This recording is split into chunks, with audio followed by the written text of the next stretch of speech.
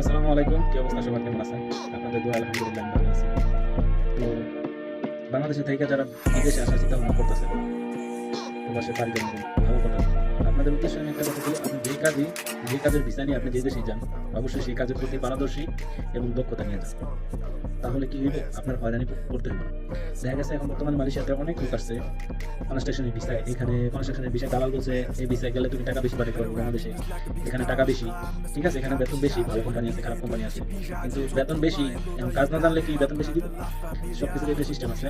তো অবশ্যই যারা প্রবাসী হবেন, যে দেশে যান, কনস্ট্রাকশন হোক, ফ্যাক্টরি হোক, এগ্রিকালচার হোক, সার্ভিস সেক্টর হোক, পারদর্শী হইয়া বাংলাদেশে থেকে টুকিটাকি ট্রেনিং নিয়ে অন্য দেশে গেলে আপনার নিজেরও ভালো, নিজের ফ্যামিলির ভালো, কোনো প্রকার বিভ্রান্তি না, কোনো প্রকার সমস্যার সম্মুখীন হবেন না। যদি নিজে ভবিষ্যৎ করতে চান, অবশ্যই নিজের বেসিকলি যে কাজটা জানা থাকে ওই কাজের বিষয় আপনি প্রবাসে আসেন, এটাই আপনার জন্য ভালো এবং